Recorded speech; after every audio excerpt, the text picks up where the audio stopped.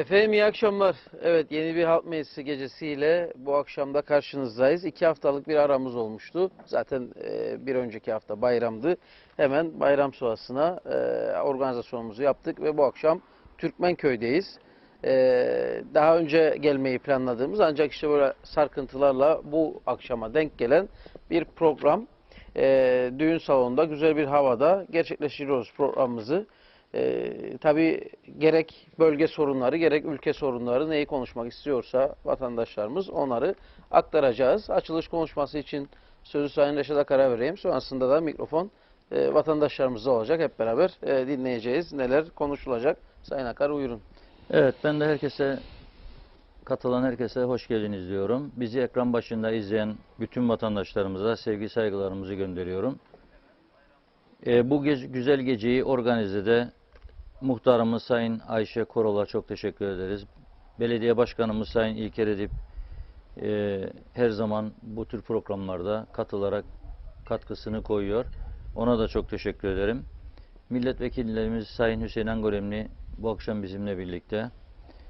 Hayvancılık Birliği Başkanımız Sayın Musa Naimoğulları, muhtarımız Adil 16 da bizimle birlikte.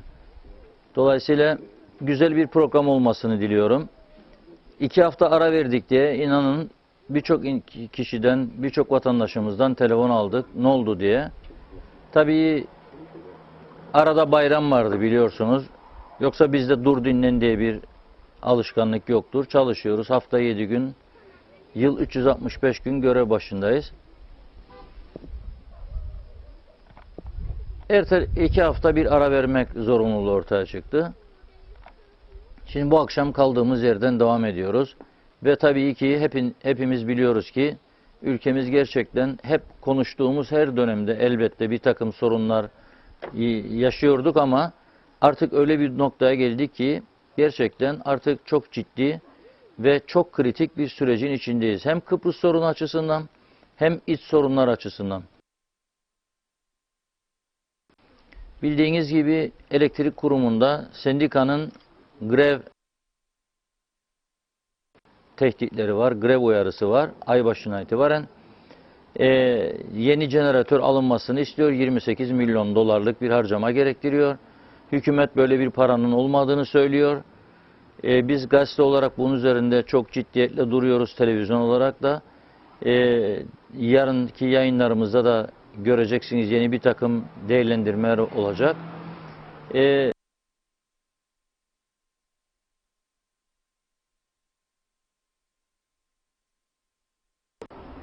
Yani elektrikle ilgili. Çünkü biraz yağış oldu bugün diye herhalde ondan da hareketlendi sinekler. Ülkemizde çok ciddi sorunlar var. Belediyeler bunlarla baş etmekte zorlanıyor. Başkanımız da burada herhalde konuşacak bu konularda. Belediyelerin çok ciddi sıkıntısı var. Bugün Lefkoşa Belediye Başkanı'nın sosyal medyada paylaşımını okudum. Hiç adam almadık diyor ama 300 kişi daha almış ve ek bir külfet gelmiş gibi sorunlar yaşıyoruz diyor. Sıkıntılar büyüktür diyor. Mausa Belediyesi bugün diyalogda vardı. Çok ciddi sıkıntılar içerisinde 25 milyon Türk lirası gibi bir ağır borç yükü altında, maaşları gününde ödeyemiyor. Birçok belediyede aynı sıkıntılar var. Piyasada durgunluk var. Bayramı geçirdik ama esnaf pek memnun olmadı bu süreçte. Alışverişlerin çok az olmasından yakınıyor. Dolayısıyla bu kritik günlerde tabii biz bugün paylaşım yaparken ben özellikle vurguladım. Bazı kişileri artık kahraman yapma alışkanlıkları yerine birbirimizi dövme yerine sorunları nasıl çözebiliriz? Bunlara odaklanmamız gerektiği üzerinde durduk ve bu şekilde de olması gerektiği inancındayız. Nasıl aşabiliriz bu zor günleri? Neler yapılabilir? Hep birlikte fikirleri ortaya koyacağız, düşüncelerimizi ortaya koyacağız ve yetkililere de yardımcı olmaya çalışacağız. Dolayısıyla sizlerden gelecek mesajların da yetkililere uyarıcı olacağını düşünüyorum. Ben tekrar katılan herkese iyi akşamlar diliyorum. Evet, verelim muhtarımıza ilk sözü ve başlayalım. Şimdi ben önce Diyalog TV'ye, ekibine gördün mü? Kapak yeni başkan. Özür de dilerim. Ben önce Diyalog TV'ye, ekibine, milletvekilimize, belediye başkanımıza, gelen misafirlerimize hoş geldiniz derim. Ve bu akşam Türkmenköy'de yapacağınız bu programın da güzel olmasını dilerim. Her zamanki gibi güzel olmasını dilerim. Şimdi benim gördüğüm köyümde birçok sıkıntı oldu. O sıkıntıları belediye başkanımızla birlikte aşmaya çalıştık. Ama elektrik konusunda çok büyük bir sıkıntı çektik. Çok şükür olsun şimdiki İçişleri Bakanımız da Ayşegül Hanım duyarlıydı. Sosyal Konut Müdürümüz de, onlara da teşekkür ederim buradan. Bir güzel o sorunları açtık. Şu anda herkesin elektriği vardır. Tek bir evimiz kaldı. Yapıldı. Bitiyor ve elektrik gitmedi. Ona da arar, ona da verdireceğiz. Sözü aldım. Bunun yanında bazı gençler arsa ister. Hazır arsalarımız da vardır bu elektrikli olan yerlerde. İnşallah onları da dağıtacağız. Ama benim gördüğüm şu anda büyük bir sıkıntı bizi bekler köyde. Bu sıkıntı da şudur. O kadar güzel bir senemiz geçti. Çok güzel yağışlı. Çoğu barajlar doldu. Ama bizim köyümüzün etrafında 3 tane gölet var. 3'ü de boştur. Herhalde bizim de şanssızlığımız karşıda selli yağmur yağmadı. Bu durumdan dolayı da bütün ömrümü ben kuyuların başında geçirttim. Bunu hepsiniz bilesiniz. Bu böyle olduğunda kurak senelerde o baraj dolmadığı zaman o kuyuların suları bittiğini çok iyi bilirim. Eğer bu barajlar dolarsa mesela Beyarmudu'nun yolunda olan barajımız veya İncirli Barajı, Akdoğan'ın barajı 5 sene bu kuyular suyu kesmez. Ki bu bölgede 2 tane içme suyu var bize gelir. Türkmenköy'ün içme suları 2 tane daha 4 yola gider. Yani bugün hala o kuyularda su yoktur. Sıkıntımız da artmaya devam eder. Ben kendim gerçekten çok fazla sıkıntı ederim kendi kendime ve başkana da bunları anlattım. O da doğru gördü. Sıkıntı da şudur. Eğer ki bizim Türkiye'den gelen suyumuz ki Allah razı olsun tam zamanında Türkiye de bize bu suyu yolladı. Memnunuk. Ama eğer bir arıza eder da bu köylere su gelmezse biz 2 köyde susuz kalacağız. Gerçekten su yoktur kuyularda. Yanımızda köprü barajı deniz oldu. Ama geçirgen olmadığından kuyulara bir kar sağlamadı.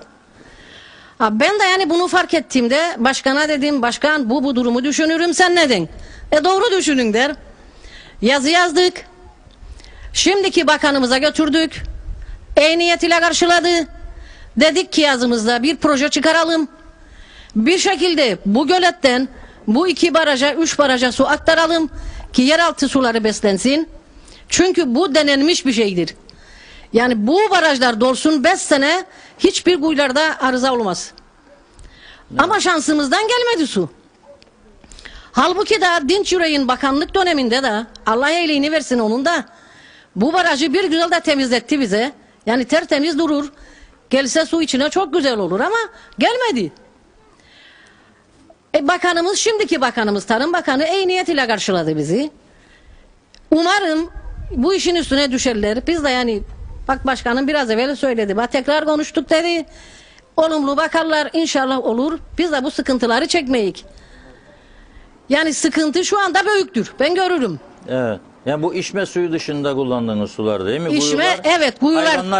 Hayvanlar için, bahçeler için ama esasında daha önceden köyümüze gelen içme suları bu bölgededir. Bize de gelen 4 yola da gidin. 2 ona gider, 2 de bize gider.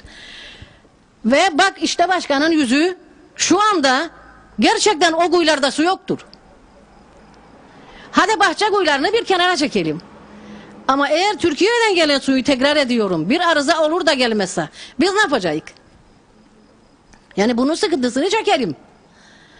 Şimdilik bu kadar konuşayım. Sonra aklıma gelirse gene bir şeyler söylerim. Tamam. Diğer köylülerim de konuşsun. Evet. Ve devam ederik başkanımıza. Evet. Peki. Teşekkür ederim. Başkan en son Başkan alır. en son. Köylerden varsa hemen almak isteyen hızlıca. Evet. Köylülerden başlayalım.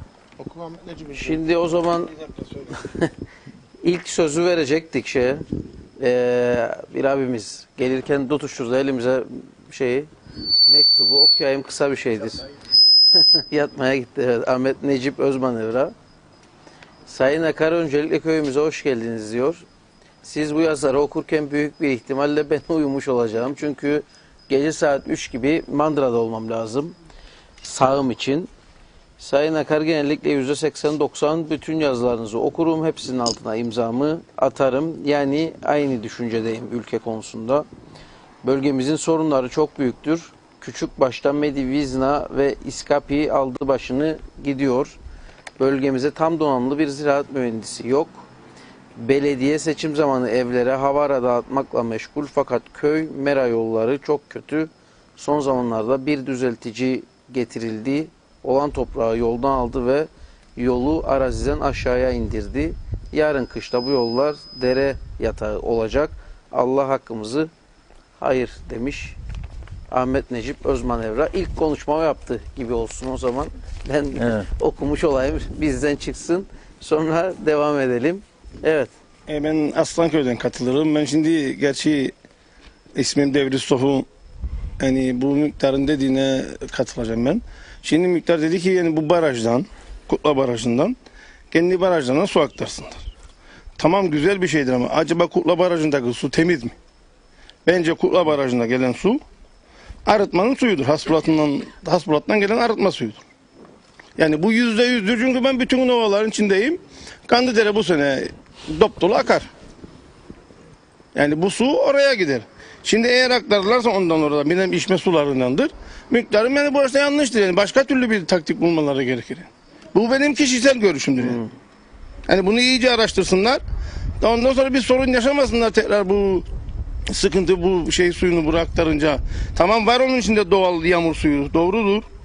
Ama bu arıtmanın suyu geldiği için içine, yani bunun iyice araştırsınlar da ona göre yapsınlar bu işleri. Bu da batal etmesinler yani bu kuyuların, çünkü bir içme suyudur falan diye öyle düşünürüm yani, ben de bilmiyorum. Evet. Teşekkür ederim. Peki. Muhammed alalım.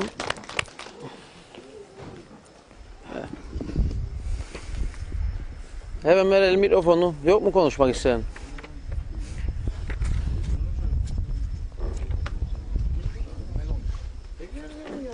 Geçen daha müdürüm ver abi, bak sol tarafta. Gel buraya. Evet. Tanıyalım sizi. Ben Ertan Külalılar. Yakında oturun. Özellikle Diyalog TV'ye bize bu imkanı sağladığı için çok teşekkür ederim. Benim belediye ile ilgili bazı sıkıntılarım var. Şu insanlar gelir bize, ben muhtar azasıyım ayrıca. Bütün seçim kampanyası boyunca ova yollarına toprak taşınır falan filan. Biraz önce de beni birkaç tane arkadaş aradı, katılacaksam buraya. Bu şikayetlerini dile getirmemi istediler. Yani yollar çok bozuk, mandıralarına gidemezler. Arabayla giderken arabaların altı vurulmuş falan, şikayetlerde bulundular. Bir de bu Gulubol'la ilgili benim bazı şeylerim vardır. Gene belediye ile ilgilidir bu konuda. Yani bu festival dönemlerinde masalarımız, sandalyelerimiz kulübün kullanılır, kırılır, fakat yerine tedarik edilmiyor. Benim ricam başkandan, inşallah bundan sonra bu kırılanların yerine bize masa sandalye tedarik eder. Çünkü burada düğünler olur, dombola çekerik ve gide gide sandalyelerimiz azalmaktadır. Yani sıkışmış durumdayız. Bilmiyorum artık. Başkan bu konuda bize yardımcı olacaksa bilmiyorum artık. Benim söyleyeceklerim bu kadar. Başka arkadaşlar da konuşsun. Teşekkür ederim. Peki, sağ olun.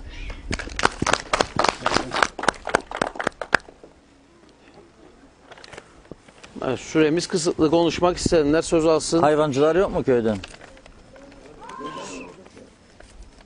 Sona kalınca sonra zaman kalmıyor. Her hafta yaşadığımız sorun. Siz programa ısınana kadar program biter.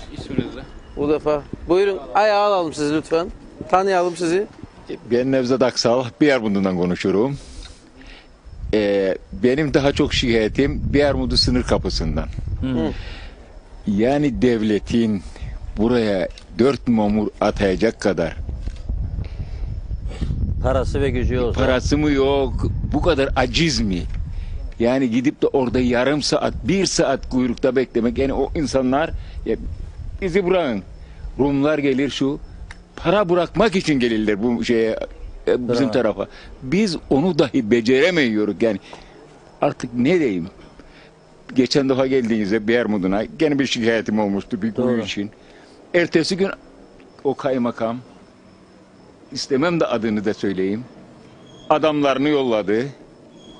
Ve o kadar bitti orada. Yani bir dahi gelmedi.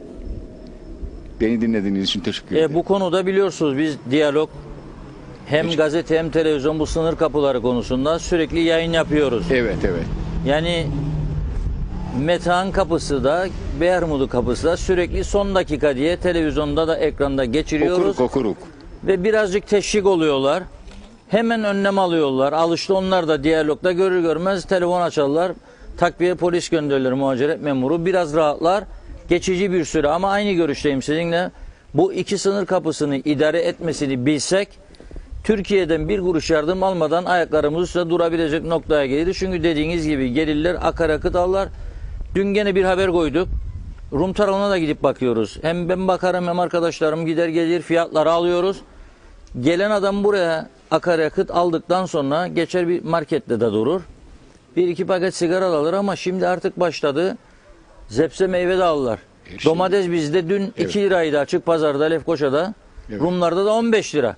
2,5 Euro'dan başlar. 2,90, 2,95 gider. Kuaförlere gelirler, dişçilere gelirler.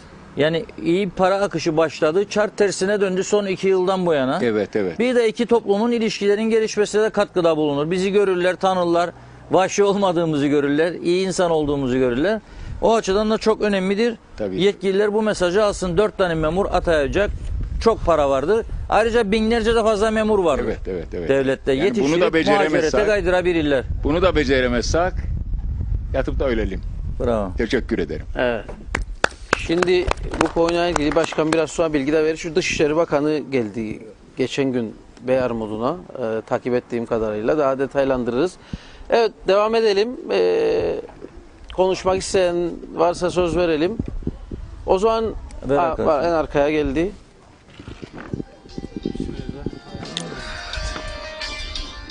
Tanıyalım sizi buyurun. İsmim Kaplan Demirer.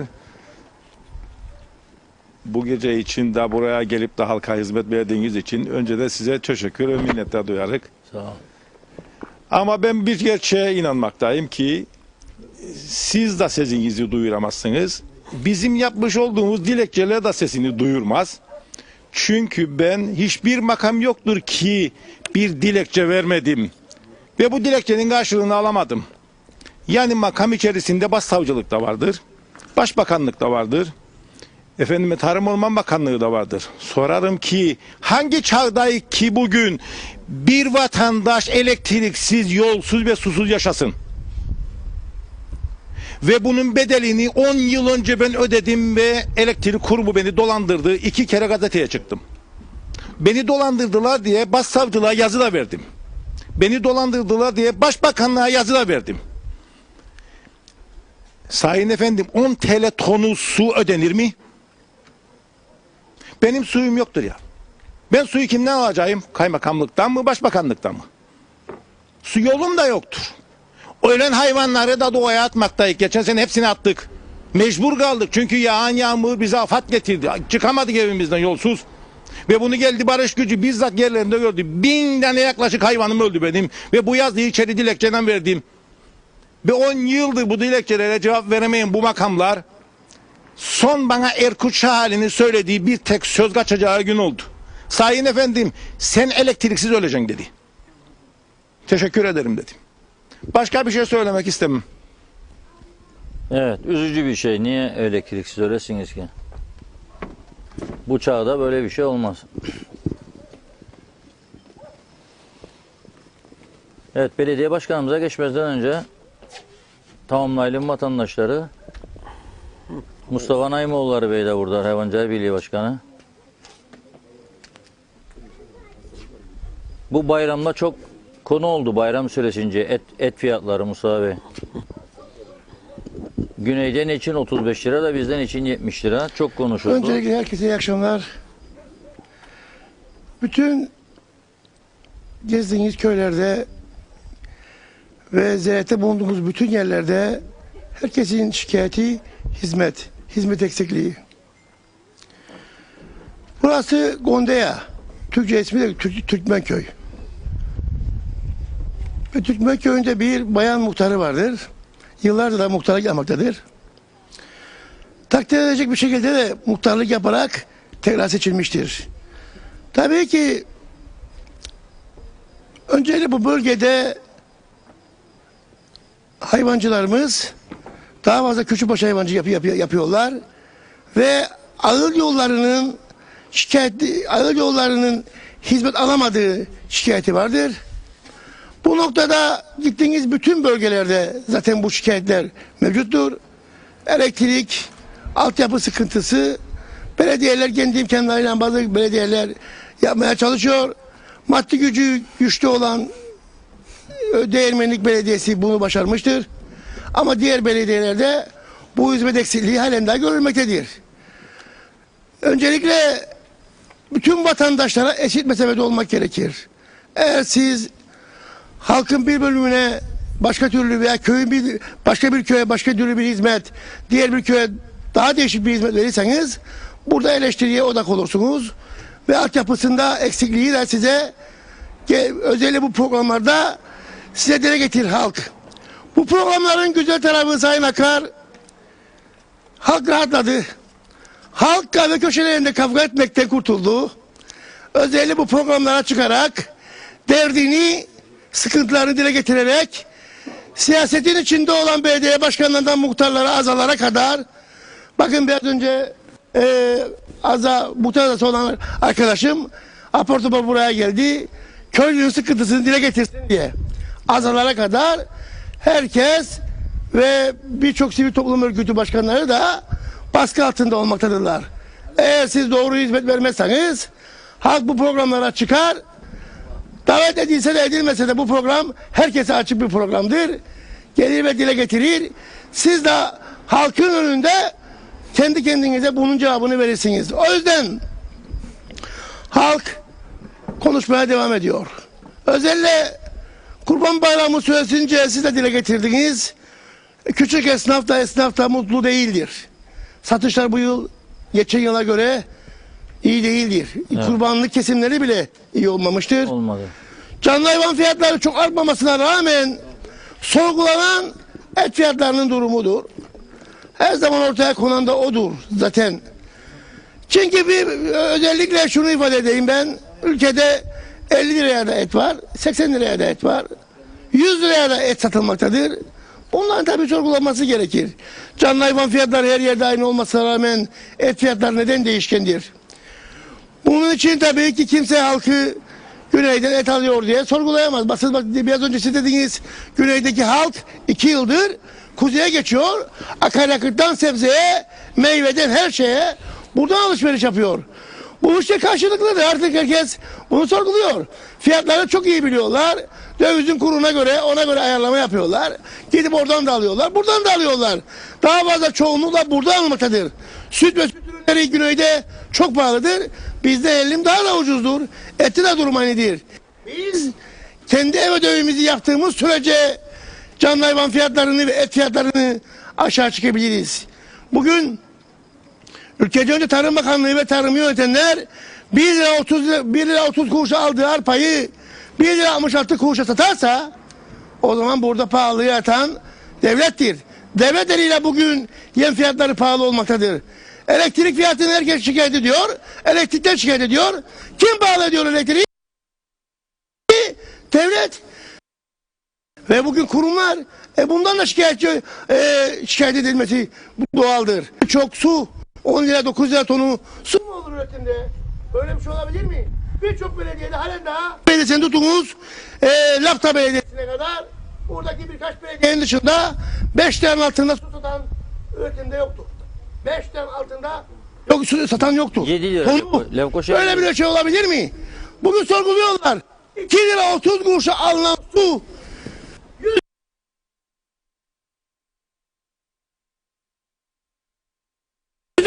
zam gelse 9 liraya, bugün birçok yerde 9 lira su almaktadır üretimdeki insanlar. Bundan sonra belediye yönetimi de, belediye başkanı da, efendim diğer birçok yerlerdeki insanlar da bunu nasıl minimize edip de burada halka daha iyi hizmet verebiliriz diye düşünmesi gerekir. Ama dönüp bakıyoruz ki demin de sizin dediğiniz gibi birçok belediye maddi sıkıntı içerisindedir. İçişleri Bakanı açıklama yaptı.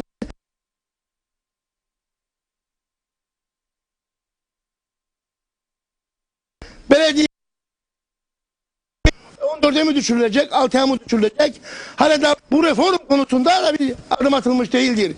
Yani bugün bu belediyelerin maddi sıkıntısını her gittiğimizde de görüyoruz. Her gittiğimizde de ortaya çıkmaktadır ki bu da hizmetten dolayı bazı köylerde sıkıntı yaşatmaktadır.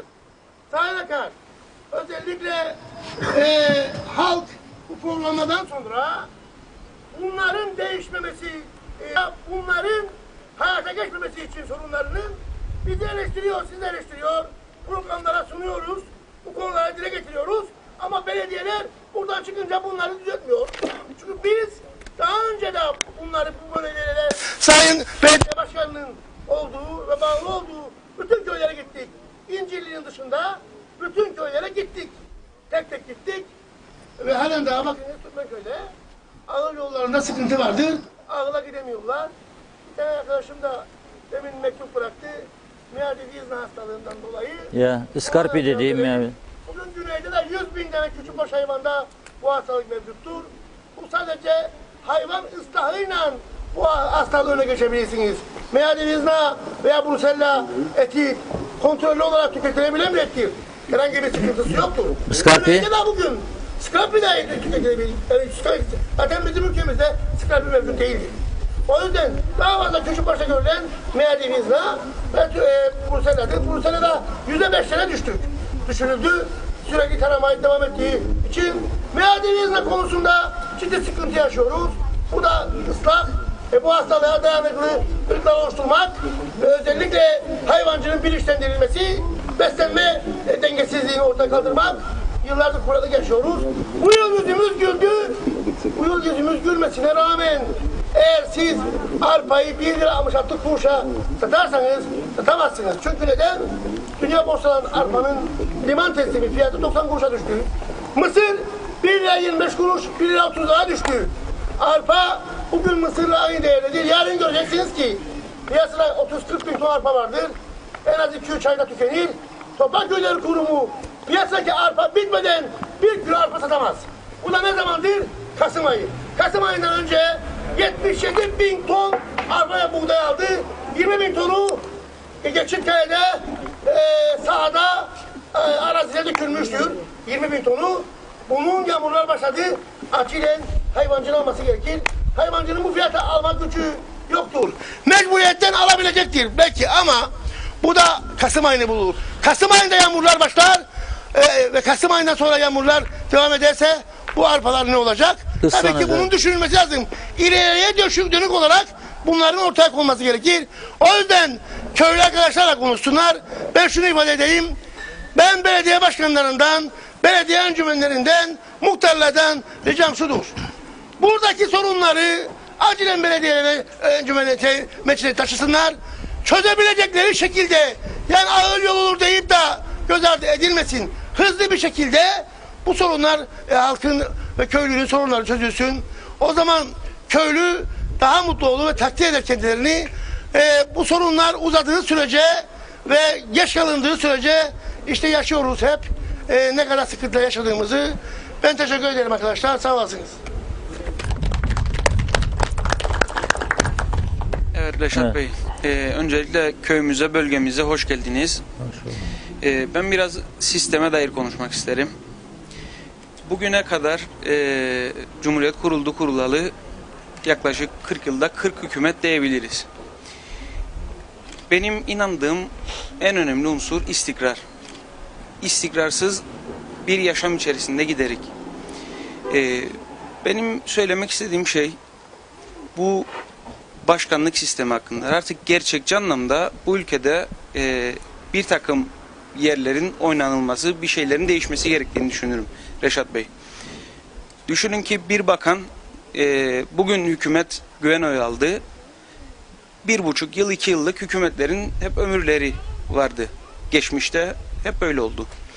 Bu 2 yıllık sürede 1 yılını zaten ilgili bakan yerine alışana kadar geçer. Doğru. Geriye kalan süre de artık seçim yaklaşır. Seçime dönük yatırımlar başlar. Dolayısıyla artık sağlıklı ve istikrarlı bir gelecek eğer herkesin arzusuysa başkanlık sisteminin artık ülkemiz için ciddi anlamda kamuoyu tarafından konuşulması gerektiğini düşünüyorum. Doğrudur. Söyleyeceklerim bu kadardır. Sağ ol. Teşekkür Peki. ederim. Güzel bir öneri. Var mı vatandaşlarımızdan yeni gelenler var konuşmak isteyen? Yoksa o zaman başkanım gene tamam ver arkaya sonra verirken şey. Hem kapı işi var hem Bence diğerleri. bu bizim Türklere bu başkanlık sistemi gitmez. Bize demokratik yani böyle meclis sistemi gider. Çünkü başkanlık sisteminde ya gördük Türkiye'de bir kararından değişir, bu değişir. Yani başkanlık sistemi bence bu memlekete uygun değildir de. Daha doğrusu Türklere uygun değildir. Benim düşüncem bu. O kadar. Teşekkür ederim.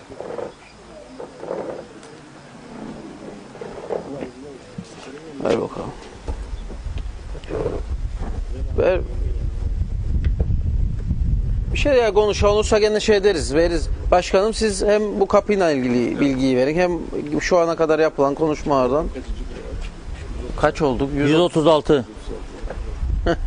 Evet, bu akşam buraya katılan özellikle Diyalog TV ve tüm halkımıza ben öncelikle bu programı da burada yaptığımız için ben teşekkür ederim. Tabii ki 136. programın herhalde 5-6'sını bölgemizde yaptık diye tabii. düşünürüm. Evet, rahatlıkla. Bölgemizde tabii ki her köyün kendine göre özgü sorunları var. Bir an önce de Sayın Muhtarımın da değindiği gibi Türkmen köyün kendine göre, bize bağlı diğer 6 köyün, her köyün kendine göre sorunları, konumuna göre ayrı sorunları var. Bir an önce de Sayın Muhtarım bahsetti. Tarım Bakanı'yla birkaç toplantıda veya istişare yaptık. Buradaki bazı sorunların çözülmesi konusunda özellikle deri yatakları ve diğer göletle ilgili konuda istişare ettik ve bugün ben onunla tekrar da konuştum. Yakın zamanda su dairesi, jeoloji ve diğer ilgili birimleri bölgemize gönderip muhtarlarımızla biz de işbirliği halinde kış gelmeden nasıl çözeceğimizi tartışmak için. Tabii ki onların da en büyük sıkıntısı ilk söyledikleri finansal sıkıntıları. Bunu nasıl çözecekler bilemiyorum tabii. Protokol imzalandı ama bir türlü de hala daha Para gelmedi. protokol yürürlüğe girmedi. Evet. Bu da ülkemizdeki en büyük sıkıntılardan biri. Ova yollarının konumu konusunda aslında biz geçen yıl bir kısım iyileştirme yaptık. Tüm köylerde yaptık. Beyermudu Belediyesi baktığınızda 144 kilometre kareye hizmet eden bir belediyedir. Bugün Mausa Belediyesi 82 kilometre karedir. Bölgemizdeki diğer belediyeler 40 kilometre kare, 50 kilometre kare civarındadır. Dolayısıyla çok büyük bir hizmet alanımız vardır ve bunun da büyük bir kısmı tarımsal arazilerdir. Bugün güvercinliğe kadar olan araziler ve Kıbrıs'ın en verimli arazileri de biliyorsunuz kırmızı topraklar hep bizim bölgemizde. Gerek patates gerek diğer ürünler konusunda hep önde olan tarımsal önde olan bölgeyiz. Tabii ki biz geçen yıl bir kısım iyileştirme yaptık ama bunları da Türkiye Cumhuriyeti'nin yaptığı hibe destek programına verdiğimiz projelerde o yoluna iyileştirme yaptık. Şimdi hep burada konuşulan belediyeler diyorlar da aslında o yolların esas sorumlusu baktığınızda İçişleri Bakanlığı ve Kaymakamlılardır. Biz bunu üzerimizden yük atmak için değil ama onların sorumluluğunda olan işleri de biz yapıyoruz elimizden geldiğince. Son yaptığımızda kötü oldu falan dediler ama biz bunları yaparken tamamen Greyler geldi, belediye birliğinin bunları düzeltmek amaçlı. Çünkü kış aylarında çok kötü durumda olan ova yollarının düzeltilmesi yapıldı. Gerçek anlamda tabii ki bir proje yapılması için bunların istabilize takviyesi yapılması lazım, düzeltilmesi lazım. Ama bu da tüm bu alana hizmet adına ciddi bir maliyet, onu söyleyebilirim. Bir an önce muhtar azamız şeyi söyledi, işte kulüple ilgili. Baktığınızda bölgemizde 6 tane kulübümüz var, spor kulübümüz var.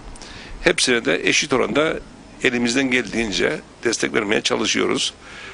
Her türlü ihtiyaçlarını da karşılıyoruz. Tabii ki bir önce de söylediğiniz gibi işte bir başka belediyeleri söylemek istemiyorum ismini burada ama onlar gibi bir öz kaynak gelirimiz de olmadığı için elimizdeki imkanlarla ancak yapabildiğimizi yapıyoruz. Sandalye ve masa konusunda bildiğim kadar takviye olarak etkinlik gecelerinde belediyemiz her türlü desteğiyle yapıyor. Bunu o şekilde biliyorum. Sırayla gitmek istiyorum. Baktığınızda bir an önce Sayın Hayvancılar Birliği de su fiyatlarını söylediğinde bölgedeki belediyeler dediğinde evet doğrudur. Bizim belediyemiz ton başı şu andaki fiyatı 4.10'dur. Bu da yani 5'in altında ve kademesiz olarak 1 ton da 4.10'dur. 100 tonun da ton başı 4.10'dur. Bana göre makul bir fiyata bunu tüketiciye biz sağlıyoruz. Arkadaşlarım bazısı şeyi söyledi, 10 lira falan dedi ama aslında 10 lira doğrudur. Tüzüğümüzde var. Ama 10 lira şu anda hiçbir şey inşaat izni olmayan, tamamen belediyeden hiçbir izni olmayan yerlere geçici olarak verilen ton başı ücrettir. Bunu da buradan aydınlatmak istiyorum. Çünkü su fiyatımız 4.10'dur. Geçiş kapısı bölgenin kangren yarası, daha doğrusu ülkemizin kangren yarası. Bu konuda sizin de her zaman için desteklerinizi görüyoruz. Sağ olun. Ona da teşekkür ediyoruz. Son bu 15 gün içerisinde gerek İngiliz üslerindeki yetkililerle gerek bizim Kuzey Kıbrıs Türk Cumhuriyeti'ndeki yetkililerle çok sıkı temaslarımız oldu. Ve ciddi anlamda bir şeyleri ilerledi. Şu anda Sayın Cumhurbaşkanı da bir etkinliğimize geldiğinde oradaki sınır kapılarının durumunu gördü. Dışişleri Bakanımız işte bir önce söylediğiniz gibi cumartesi gün özellikle geldi yerinde görmek için. Yine aynı şekilde askeri yetkililer de bu konuda temastayız. Ayrıca karşı tarafta İngiliz yetkilileri de temastayız. Burada geçiş kapısı ile ilgili farklı düşünceler var. Geçiş kapısının işte çıkış aynı olması ama güneyden kuzeye girişi de farklı bir yerden olması konuşuluyor. Sayın Dışişleri Bakanı da geçen gün işte gelmesindeki en büyük sebep buydu. Yerinde görmek adına. İngiliz yetkilileri de buna sıcak. İlk defa bu kadar böyle bir ortam doğdu. Tabii ki orada belki bazı sorunlar çıkacak, yolun asfaltlanması şu buyla ilgili ama ben inanıyorum ki bölgemiz adına Yani ne kadarlık bir mesafedir asfaltlanması gereken? 500-600 metre gibi Metre. bir mesafedir Ben asfaltlanması. geçen hafta dedim ki Aytullah programda bize yetki versinler. Yani diyalog medya 24 saat sonra o da hazır, Lefkoşa da hazır. Evet. İddialıyım 24 saat Eminim. içerisinde yeni genişletilmiş yol, kabinleri de koyarım. Muhaciret memuru göndersin, çalışsın. Bir kapıyı bile arkadaşımız söyledi, bir kapıyı bile beceremezsek bize artık ne söyleyeyim yani toplantılar, görüşmeler, gidip gelmeler hep bunlarla. İnanın siz aradığınızda beni de son dakika koyuyoruz ya. Evet. Hemen telefonlar çalışıyor. Aynısı Metehan'da. Bir bakıyoruz 2 tane ek polis gönderiyorlar veya dinlenmede olan arkadaşlara diyorlar ki dinlenmeyi kısa geçin kabine diyorlar. 3. kapıyı açın diyorlar. 3. kapı açıldığı zaman hemen rahatlıyor trafik. Aynı insanlar Rum'un kapısından da geçiyor. Tek kabinden geçiyor. Bütün insanlar, hiç sıkışıklık yok. Biz sistemde bizim yani uygulanan sistemde de bir yanlışlık var. Yani o kimlik kartlarını daha hızlı bir şekilde kontrol edilecek, saadet numarasını belki yazarak bir kayıt sistemine geçecek. En azından yerli vatandaşların bir çare bulmaları lazım. Ama yol ve kabin hizmetleri konusunda iddia ederim ki 24 saatlik bir iştir bu iş. Tabii ki burada bu söylediğiniz kapıların hepsi baktığınızda direkt güney ile irtibatlı olan kapılar. Ama Beyermudun'da farklı bir konum var. Çünkü baktığınızda Beyermudun'un %55 toprağı İngiliz içerisinde. İngiliz. Bugün baktığınızda mahallelerin arasından tel geçer. Burada yaşayan insanların birçoğu başka kapılardan, gerek askeri kapılardan, gerek polisin kontrolündeki kapılardan da evlerine gidebilir ve her türlü sıkıntıyı burada yaşıyorlar. Dolayısıyla Beyermudun'da sınır kapısını geçtikten sonra aslında personel sayısını artırmanın da büyük oranda da belki sorunu çözebiliriz ama karşıda bizi bekleyen başka bir sorun var. Orada da İngiliz'in üstlerinin kontrol noktası var. Dolayısıyla orada gümrük de özellikle havaalanına giden araçları ciddi şekilde bir kontrol yapıyor. Bu da zaman kaybına veya kuyruğa sebep oluyor. Tabii ki yalnız güneyden kuzeye değil, kuzeyden güneye değil, aynı zamanda kuzeyden güneye de gelirken gerek Pile köyündeki vatandaşlarımız, gerekse İngiliz üslerinde veya güneyde çalışanlar aynı sıkıntıyı yaşıyor. Yani çift taraflı kuyruk oluşturuyor. Bunu da çözebilmek adına farklı yerlerden, noktalardan giriş ve çıkış kapılarını düşünülüyor. Bu Gaziler kapısı açılırsa rahatlatır mı Beyermudun'u? Bence rahatlanmaz. Yani çünkü burada ayrı bir trafik var. Burada baktığınızda dikkat ederseniz Rum basını da buradaki kapının muamele sayısını vermiyor. Niye vermiyor? Çünkü burada yalnızca İngiliz'in kontrolünden geçersiniz. Onun yok zaten herhangi bir Onun şey. yoktur ama ben size iddia ederim. Benim Türk yetkililerden aldığım rakamlar her gün için Beyermudu sınır kapısı ilk 3'ün içindedir. İşlem olarak. Muhacirlik kontrol olarak. Çünkü Larnak Havaalanı burada. Biliyorsunuz. Evet. Larnak Havaalanı'na giden zaman zaman yolcular bile Mercedes'ten, Vito'lardan iniyorlar. İnsanlar yeğen yürüyerek bavullarıyla geçiş kapısına kadar gidiyorlar sırf uçaklarını yetiştirebilsinler diye. Gerçekten yani insan haklarına hiç bağdaşmayan bir durumlar. Evet. Tabii aynı zamanda yalnız bu geçiş kapılarında bizim kontrolümüzdeki yani İngiliz olan ana geçiş kapısı değil, Beyermudun'da 5 tane geçiş kapısı var. Bunlarda da zaman zaman diğer yetkililer de bizim kendi yetkililerimize de sıkıntı yaşanıyor. Yani orada yaşayan aileler bugün evine gelecek olan bir yakını veya bir ziyaretçisini gidebilmek için ciddi şekilde ya geçemiyor ya kimlik isteniyor veya en yakın ulaşabildikleri işte muhtara ulaşıyorlar veya belediye başkanına ulaşıyorlar. Sırf insanlar çaba harcıyor veya evlerine inşaat malzemesi bir şey götürecekler. Gerçekten Sıkıntı var. yaşamak adına mücadele ediyorlar. Doğru. Dolayısıyla performansımızın büyük bir kısmını da biz bu sınırdaki maalesef sorunlara harcıyoruz. Ama son Dışişleri Bakanı'na geldiğinde Cumhurbaşkanı da bu konuda gerekli müsteşarını gönderdi, yerinde inceleme yapıldı.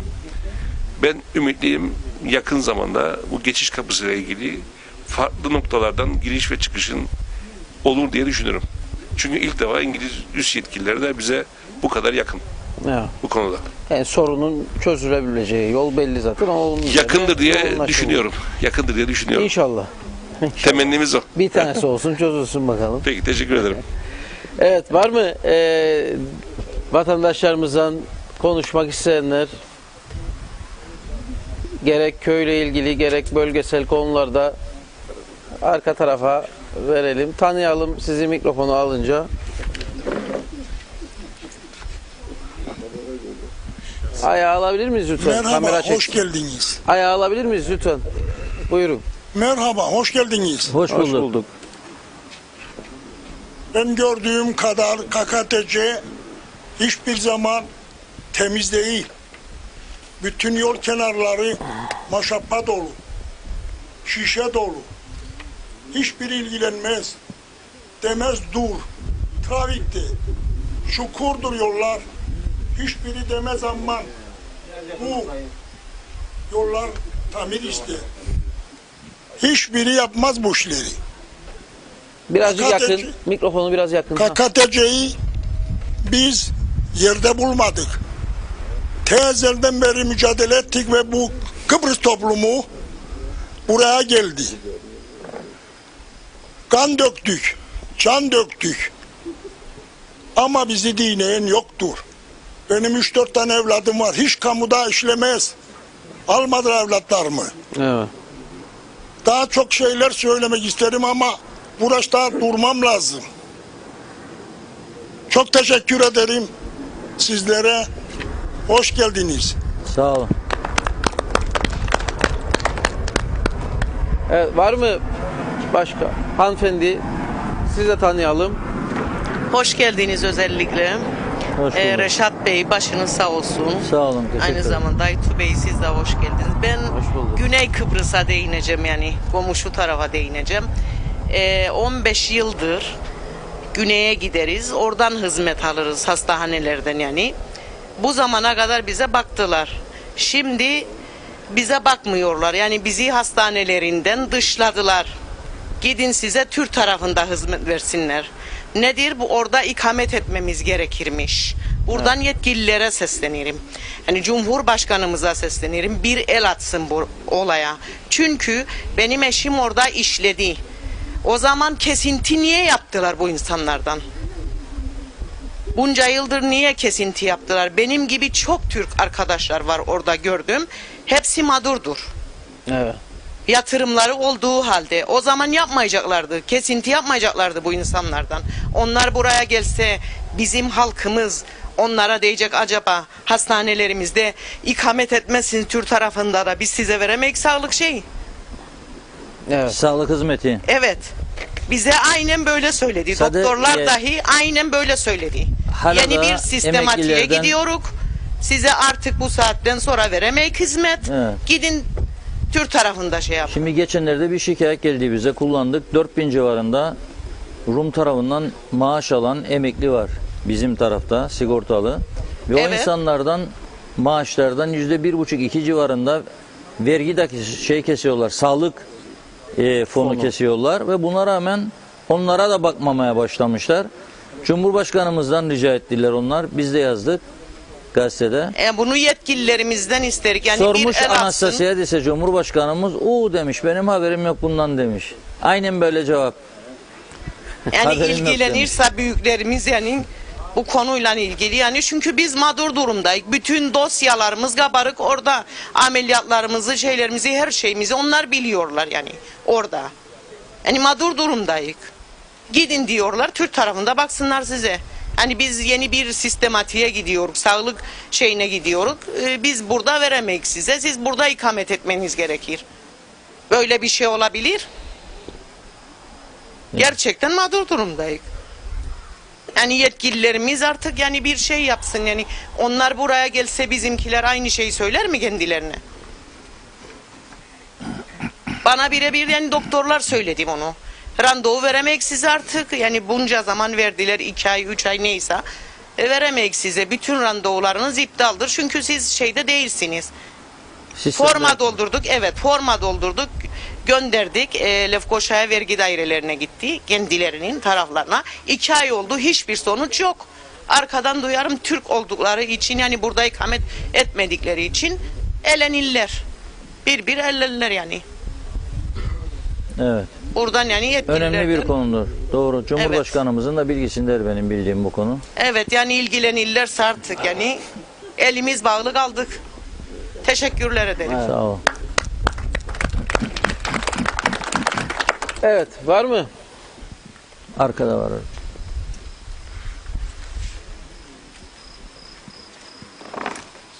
Tanıyalım sizi, buyurun.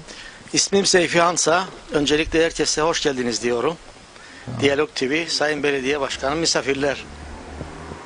Benim gündeme getirmek istediğim bir konu vardır. Çok konu var da bir tanesine değineyim. Bir KAS konusu vardır. KAS. Evet. Ercan Havaalanı. Ercan Havalimanı'nda. Geçmiş hükümet döneminde bayağı gündeme gelen bir konuydu bu. Bir takım görüşmeler oldu, grevler oldu. Bu şirketin devlete ait olup olmadığı tartışıldı günlerce. Tabii ne olduğunu da söylemediler. Devletin mi değil mi? Fakat hükmü karar geçmiş hükümet bir takım uygulamaları yürürlüğe koymak istedi. Yürürlüğe koymak istediği de neydi?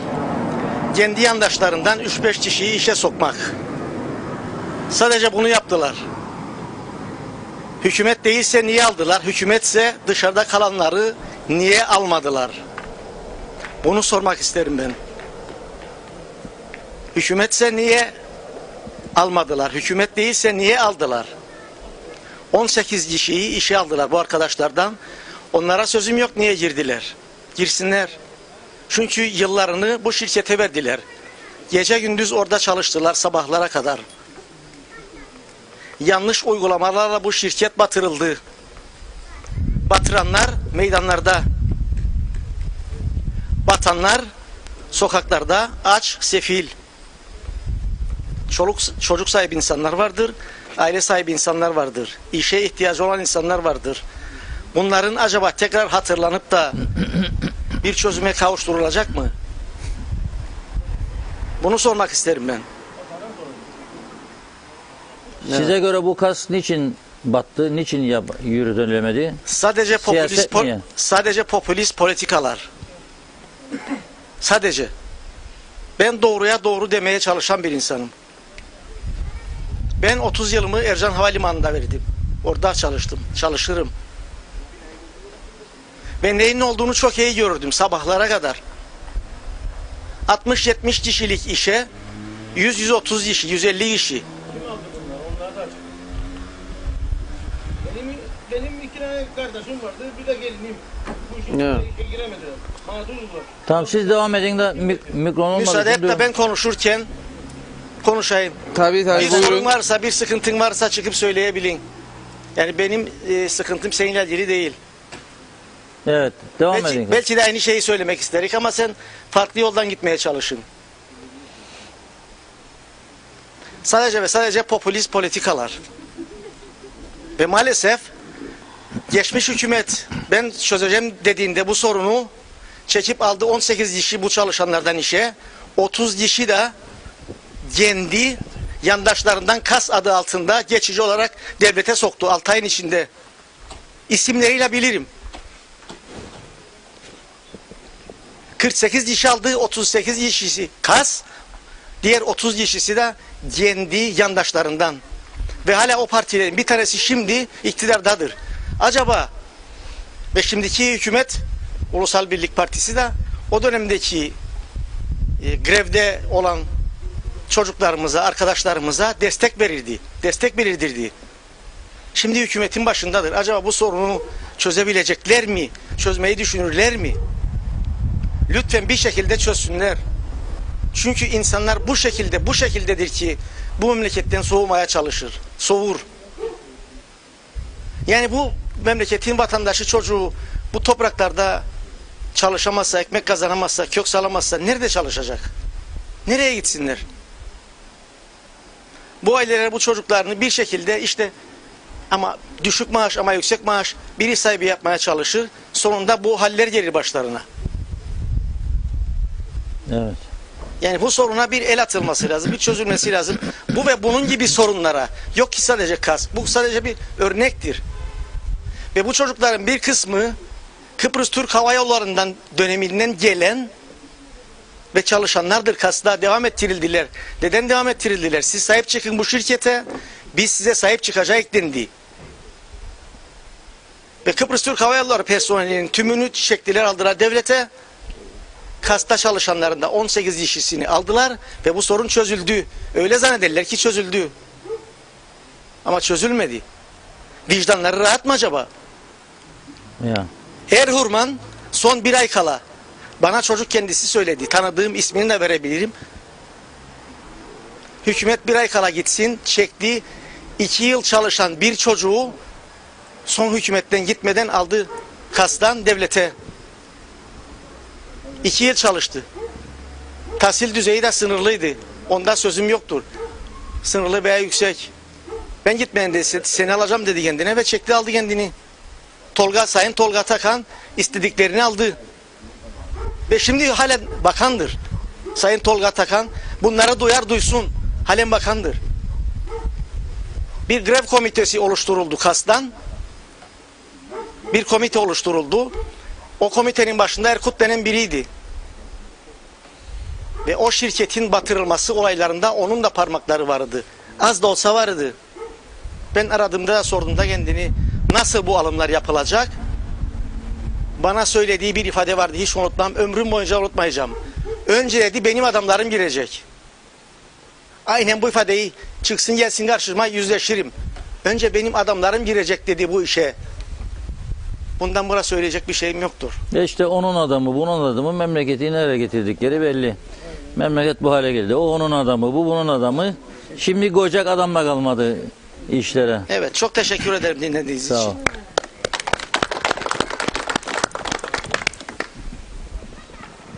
Evet, var mı başka konuşmak isteyen, farklı konulara değinecek olan? Hüseyin Angolemi Bey'e doğru gelelim yoksa. Okay.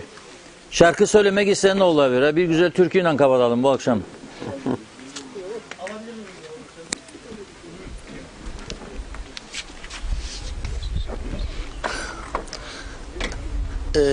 Mustafa Yeşilleme.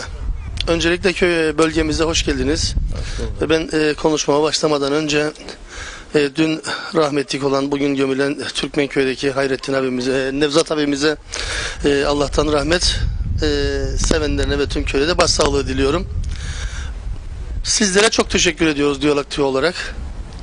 136 galiba program. Evet. Diyalog sorunları çözmek için, bölge sorunlarını, köy sorunlarını, mahalle sorunlarını çözmek için program yapıyorsunuz. Diyalog, sorun nasıl çözülür? Diyalogla. Evet. Sorunu olan, sorunu çözecek olanla diyaloğa giremiyorsa, ulaşamıyorsa, konuşamıyorsa sorun çözülür mü? Çözülmez. Bizim en büyük sorunumuz sorunları çözmek için sorunu çözecek olana ulaşabilmek, sıkıntılarımızı anlatabilmek. Ben muhtarım. İncirli Köyü'nün muhtarıyım 2002'den beri. 5-6 dönemde de bilmiyorum. Gazi Mausa Muhtarlar Derneği'nin başkanıyım. Evet. Ne köyümün sorununu, ne muhtarların sorununu bir türlü sorunu çözecek olanlara aktaramıyorum. Ama şunu söyleyeyim, bugüne kadar çok sessiz kaldık. Ama bundan sonra sessiz kalmayacak. En basit örneği, Cuma gün Sayın Başbakanımızın müsteşarını arıyorum. Telefonuma bakmıyor. Dönüyor beni arıyor. Kim olduğumu tanıtıyorum. Seni arayacağım diyor. Bugün bilmiyorum, salı herhalde bugün. Daha bekliyorum, dönecek.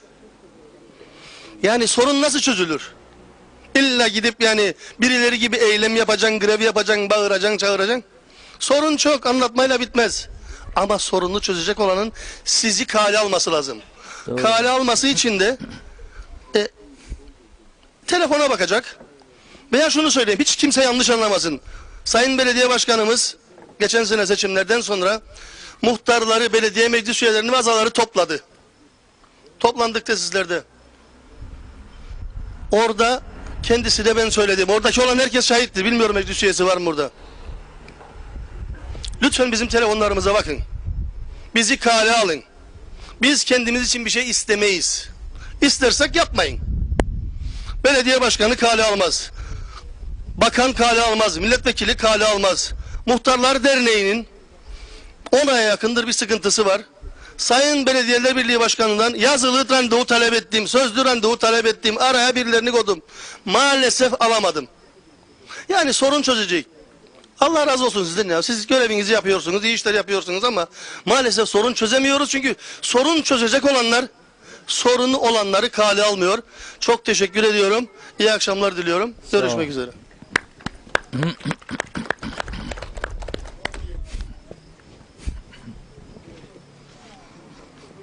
Evet. Yoksa başka... Ver hadi hocam abi. Ha muhtarım. Herkese iyi akşamlar. Şimdi arkadaşlar sorun çözecek kişiler kalmadı der. Biz sorun çözenleri de bu nalet siyasetten bu insanları da men etmeye başladık. Sorun çözenleri de. Bundan 16 ay öncesine kadar salı gecelerini bekledik Diyalog TV'ye çıkalım da süt parası ödenelim idi. 16 ay önce süt kurumuna bir bayan müdür atandı. 16 ay içinde tabii ben tebrik ederim kendisini de ekibini de. Bugün görevden alındı ama hak eder yani. Hak edeni de öveceğiz. 16 aydır bu bayan görevdeyken 5'i ve 20'si olmak suretiyle bu süt paraları ödendi.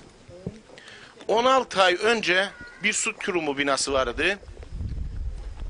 Avrupa Birliği diye geçinirdik, Avrupa diye söylerdik. Nalet okullardı bize. Başkanımız da yönetim kurulundadır. Onun da çok katkıları oldu yani bu yönetim kurulunda.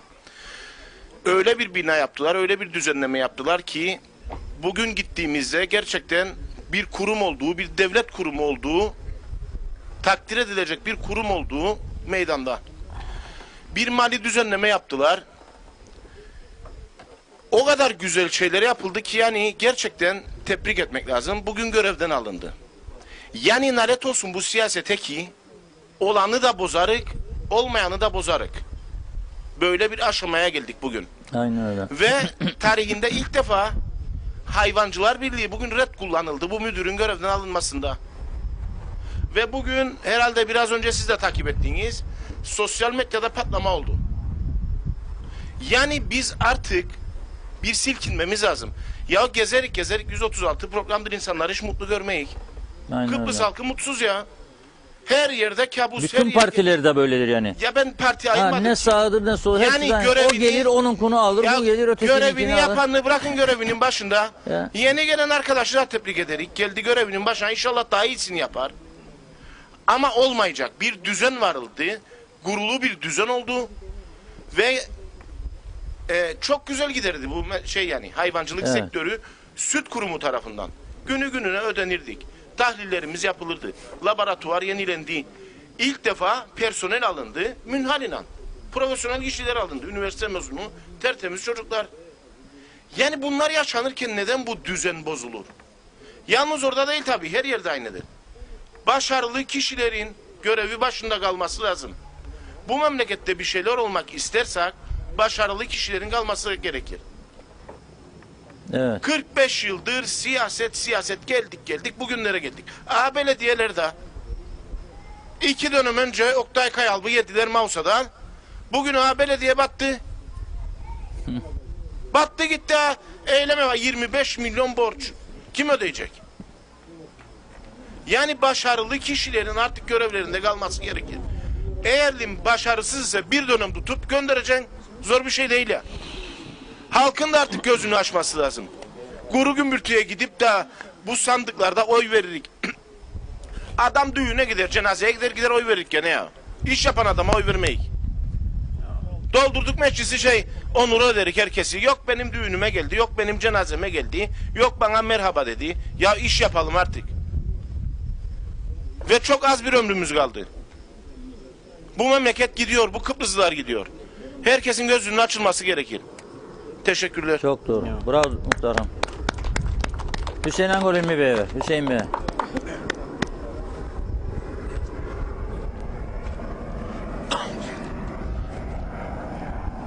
Evet. Hepinizi saygıyla selamlarım. Tabii bizim böyle diyalog programlarına katılmamızın nedeni sizleri dinlemektir aslında. Çünkü sorunları yerinde görürüz.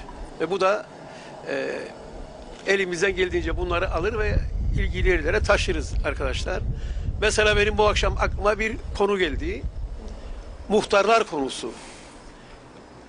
Beğenirik veya beğenmeyik Türkiye'de Cumhurbaşkanı her 2 ayda bir, 3 ayda bir muhtarları topluyor arkadaşlar. Muhtarları toplar ve görüşlerini alır. Neden bunu yapar? Çünkü sorunları en iyi bilen muhtarlardır arkadaşlar. Türkmenköy'ü muhtarı hangi evde ne var? Falan ağılda ne var? Hepsini bilir arkadaş. Öyledir. Her köyün muhtarı. O zaman bu köyün sorunlarını direkt muhtardan öğrenme şansı vardır. Ve biraz önce arkadaşım belki muhtar olarak telefon açarık ulaşamayık bile. Olmaz böyle bir şey.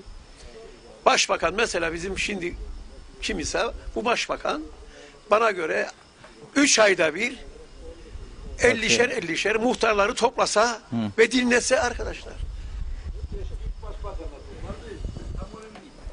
Efendim? Hiçbir yapmadı. Hiçbir yapmadı efendim. Hiçbir yapmadı diyor. Hiçbiri yapmadı Ne diyor o dedik, da. ne oldu da alındın ya? Sen de barak konuşalım. Başbakandır, bana ne başbakan? Başbakanı şu anda. E- Geldiğini yapamadığını devlet dinlerine bayılsın. Ona da geleceğim. Bekle bakayım. Bekle. Ben birini övmedim burada abi. Hiçbirini övmedim ki. Şimdi arkadaşlar bırakalım onu bunu. Beyarmud'un veyahut Medahan'ın veyahut bir yarın kapılar sorunu. Ben sorarım size, kimdir karar verecek olan? 10 tane el var karıştırır arkadaşlar. Yanlış anlamayın beni. Dışarıdan da karışırlar. Askeri de karışır. Hele Beyarmud'unla İngiltere de karışır. Hepsi karışır. Ben sorarım size, bu ülkenin Cumhurbaşkanı veya Başbakanı nüfusu bilmez. Nüfusun kaçtır bilmez. Hadi bakalım şimdi. Nüfusunu bilmeyen bir memleket bir yere gidebilir mi? Gidemez arkadaşlar. Gidemez. Nüfusunu bilmediği için okul yapamaz. Öğretmen sayısını belirleyemez. Okullar açıldığında sağlığı belirleyemez. Kavgalar başlar, grevler başlar. Bilmez ki kaç tane öğrenci olacak. Bu çok önemli bir olaydır. Mesela 20'ye yakın üniversite açıldı. 100 bine yakın öğrenci gelmiş. Ben sorarım size, polis sayısı arttı mı? Polis lisan bakımından nerededir? Ülkeye taşımış bir hayli insan, 100 bin kişi gelmiş bu ülkeye. Polis sayısı aynı 1900-1800. O çocuklar ne yapar bugün? Hadi söyleyin bakayım. Uyuşturucu mu isten, her şeyin içinde. Kim ilgilenecek? Peki niye polis sayısı artmaz? Çünkü gene bize bağlı değildir. 10 tane el karıştırır arkadaşlar. Meclise bir yasa gelir polis için, olduğu yerde kalır. Bazı yerlerden izin gelecek. Onun için biraz evvel bir karşında yanlış anlamasın, başkanlıktan bahsetti. Yok başkanlık, dünyanın en iyi sistemini getir, böyle bir kaosta yürütemez arkadaş. Kolay değildir. Ne olur sonuçta işte bugün geldiğimiz nokta, hepsimiz şikayetçi. Bir laf vardır, deveye sormuşlar, boynu niye eğri? O da demiş, nerem doğru ki? Gelinen nokta budur arkadaşlar. Mesela bakınız, mesela ambargo vermişik biz. Ambargo nedir? Malımızı mı satamayık? Bugün kendi kendimize ambargo vuruk burada. İşte kapılardan geçişte güneyden gelenler bizim mazotumuzu alır, benzinimizi alır, meyvemizi alır, zerzevatımızı alır ama engellerik. Neden? Çünkü orada geçiş kolaylığı yok. Ve bir şey daha söyleyeyim size. İngiltere hükümeti bizi tanır mı? Tanımaz. Ama bizim başbakanımıza haber saldı. Avrupa Mahkemesi'nde davanız vardır. Size ambargo uygulayacaklar. O davayı siz kazanabilirsiniz. Unutma, avukat gönderdi kendisine. Göndermedi avukatı. Kalktık sorduk, mecliste kapalı oturumda. Niye göndermedin? Cevap, avukat 50.000 dolar istemiş. Bak. Ne demek dedik 50.000 dolar? Ve 50 kişi var bu mecliste. Her birinden 1.000 dolar keselim. Ama dedi bana Ankara'ki sabredelim. Bakınız. Şimdi arkadaşlar onun için ağlamasınlar boşuna herkes. Orada burada politika da yapmasınlar. Ambargoyu biz kendi kendimize koyduk arkadaşlar. Bilerek ve isteyerek. Bu kadar açık konuşayım size. Daha ne söyleyeyim size arkadaşlar? Onun için daha önümüzde çok yol vardır. Biz birlik ve beraberlik içerisinde mücadele edersek başarırız. Kas olayını açtı sevgili arkadaşım. Ben daha şunu söyleyeyim. Eylem koymazsanız ortaya yere hiçbir şey olmaz. Bunlardan bunlar anlar arkadaşlar. Eylem koyacaksın, bastıracaksın, sokaklara döküleceksin. Hayvancılar yıllarla bunu yaptı mesela. Yani başka türlü çaresi yok arkadaşlar. Bunlar başka bir lisandan anlamaz. Ama sonuç olarak bugün gün gibi ortada bir olay vardır. Polis sayısı çok azdır. Nüfus çoğalıyor. Eskiden 150.000 kişiydik. 1900 polis vardı. Bugün milyona varıyoruz. Gene 1900 polis arkadaşlar. Yani bu konularda bence örgütler hep beraber uğraşmalıyız ve bir takım yapmak istediğimiz şeyleri birlikte yapmalıyız arkadaşlar. Başka yolu yoktur. Mesela bu köy neyle uğraşır daha çok? Hayvancılık, tarım. Peki başka ülkelerde nasıldır arkadaşlar? Mesela Avrupa Birliği bütçesinin yarısını çiftçiye ve hayvancıya ayırır arkadaşlar. Yardım olarak. Bizde biraz evvel Mustafa arkadaş söyledi. Canlı hayvan alım fiyatları her tarafta aynı ama et fiyatları farklı. Ve bunu denetleyecek bir güç yok arkadaşlar. Darmadağın bir olay var orta yerde. Bir şeyin daha altını çizeyim. Bizim ülkemizde bilme materyaliniz vardı tabii ki. Sanayi holding vardı. Mausa'da. Her tarafta. Ben hatırlarım, hayvancılık yapan insanlarımız omuzuna darcığını aldı bu fabrikalara çalışırdı. İşsizlik diye bir şey yoktu. Ansızdan biri çıktı ortaya yere Türkiye'den bir başbakan. Nedir bunlar dedi, size lüzumsuzdur. Hepsini dağıttı arkadaşlar. Kapattı. Gitti. Bugün işsizlik diz boyu. Herkesin evinde çocukları işsiz oturur arkadaşlar. Yani Kıbrıs'a özgü bir takım durumlar vardı. Onları da bozduk arkadaşlar. Onun için değerli arkadaşlar bana göre daha soğukkanlı olacak. Çünkü sorunlar her tarafta aynı değil. Bu sorunları ancak ve ancak sivil toplum örgütleriyle beraber birlikte üzerine gide gide çözmek zorundayız. Elektrik konusu var bugün şimdi mesela. Yakında greve gidecek diye insanlar. Şimdi düşünelim bir bakalım. Bu elektrikte çalışanlar grev yapmaya gidecek. Haksız mılar arkadaşlar? Bundan evvelki hükümet 15 ay sürdü. 15 ay boyunca her gün ihaleye çıkın dediler ve şey alın. Nedir o? Jeneratör alın dediler. Santral kuralım. Ha çıktılar, ha çıkarttılar, hükümet düştü. O da nasıl düştü arkadaşlar? Bak onu da bilesiniz yani. 4 başlı koalisyon giderken her gün konuşurlardı. Tamam tamamdır. Ansızdan Kudret Bey vazgeçti ertesi gün. Ne oldu da vazgeçti arkadaşlar? Bir gün evvel gözlerinin içine baka baka konuştu diğer arkadaşlar ve dedi ki tamamdır vaziyet yürür. Neden düştü? Ne için düştü? Yani evet hükümetler düşer ama bence dış müdahaleler de vardır. Bakınız bu çok önemlidir. Dolayısıyla biz eğer bu ülkede vergi toplamasını beceremezsek, kendi ciğerimizi kendi yağımızla kavurmayı öğrenene kadar daha bizi çok sorunlar beklemektedir arkadaşlar. Ama ben yine şöyle sözlerimi kabadayım. Ben siyasete atıldığımda Türkmenköy'e çok geldim. Türkmenköy insanı gerçekten doğruları söylemekten hiç çekinmez. Bütün ülke böyle olduğu gün kurtuluşumuza yakındır arkadaşlar. Hepinize saygılar sunarım. Ver bakalım. Değerli Türkmenköy halkı, hepinize söz hakkı verdiğiniz için teşekkür ederim. Sağ olun, var olun. Öncelikle bizim mahallemizin bazı sorunlarına değinmek isterim. Mahallemize maalesef altyapımız yok. Defalarca benim ev su basmaktadır. Belediye yetkilerimizi aramama rağmen şu an bir şey yapamayız. Durumumuz müsait değil. Kışın gelip görmenizi isterim. Benim evin halini sandalyesinden giresin araba garajına. Artı ikinci bir sorunuma da değinmek isterim. Benim caminin yanında tarlam var.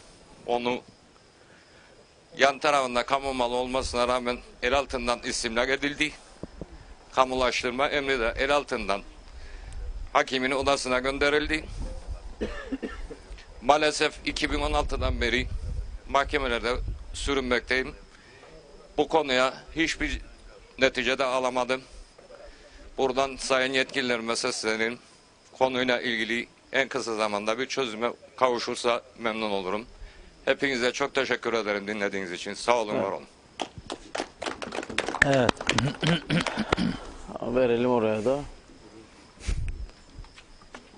Ben bir kez daha herkese iyi akşamlar dilerim. Sayın Milletvekilimin kas konusuna değindiği için ona ayrıca teşekkür ederim. Yani bir nebze olsun bir cevap vermeye çalıştı ama ben sorarım, acaba bu geçmiş dönemde Sayın Milletvekilim hükümetteydi. Partisi. Evet. 4 partili bir koalisyon vardı. Ve dedi ki eylem yapılmazsa, ses getirilmezse hiçbir şey çözülmez bu memlekette. Geçen yıl onlarca eylem yapıldı bu konuyla ilgili. Getirdikleri çözüm, dörtlü koalisyon ortadadır. Acaba çok güzel bir çözüm mü getirdiler? Ki tekrar aynı şeyi sokaklara çağırır bu sayın milletvekilim. Acaba sorun çözüldü mü, bu şekildeki eylem yapıldı? Çözdüler mi?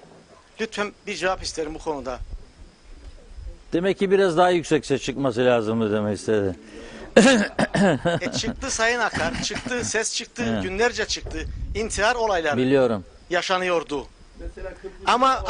Ama ve lakin sadece ve sadece aldıkları 18 kişi, 30 kişi de kendi partilerinden aldılar. Büyük facia yaşadık bu Kıbrıs Türk Hava Yolları'nın meselesinde. Aynen. Şimdi bir daha söylerler, bir dahmış kuralınmış da bir hava yolumuz olsunmuş. Bir facia daha yaşayacaklar. Yani gene bir bin Tamam kişi daha. ama burada kalan bu çocuklara dendi ki siz bu zannetleri kolaydır. Traktör sürmeye zannetleri bu Bir işe saniyecik. bisiklet. Siz bu kası yaşatın dediler bu çocuklara. Biz sizin yanınızdayız. Yaşatın. Ve çok düşük bir maaşla bu insanlar çalıştılar. Hava yollarından gelen personel vardı KAS'ta. 6-7 senelik. Ne yaptı geçmiş hükümet? 2 sene çalışanları aldı devlete, diğerlerini baktı dışarıda. Aynen bu şekilde çözüm bulundu. Eylem yapıldığı için. Bir de yapılmadığını düşünseydik bakalım. Nasıl çözüleceğiydi? Evet. İnşallah yani bir yıl vardır, bir yıl oluyor. Bu konuyu acaba bu 4 partiden herhangi biri mecliste bir gün olsun, 1 saat olsun açtı mı KAS konusunu? Açtılar mı? Veya açmayı düşünürler mi? Yok. Açmadılar. Evet. Gerçek budur. Günlük politikalar. Evet. Günlük siyaset. Mersi çok. Peki. Sağ olun. Evet, bir sonundayız. Son bir söz verelim. Kapatalım. Tamam. Gel buraya bak.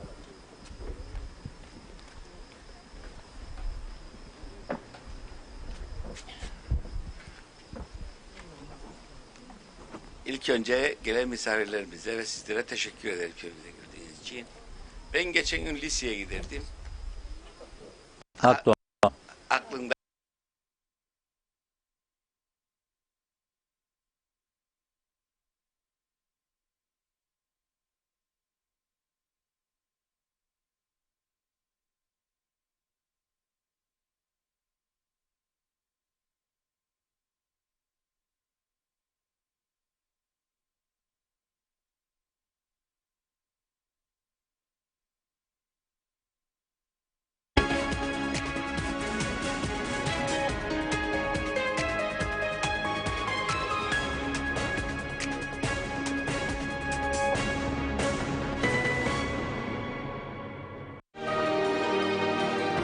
Yollarda güven, ülkede huzur istiyoruz.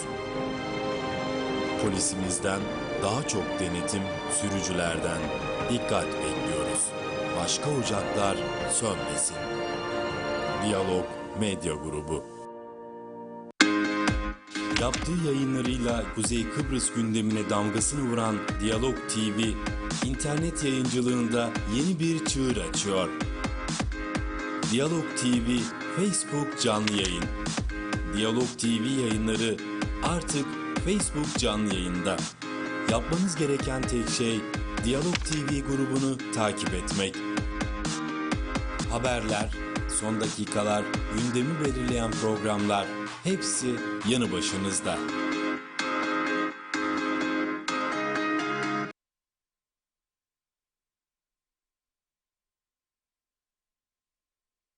Ben bir öğrenciyim.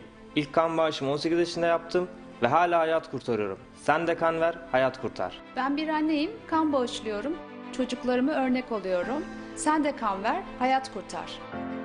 Ben hayatlara umut oluyorum. İşçiyim ve kan bağışçısıyım. Ya siz? Ben bir öğretmenim, kan bağışlıyorum, öğrencilerime örnek oluyorum. Sen de kan bağışla, hayat kurtar. Toprak tohumu sever, ona can verir. Ben çiftçiyim, kan veriyorum, hayat veriyorum. Ya siz?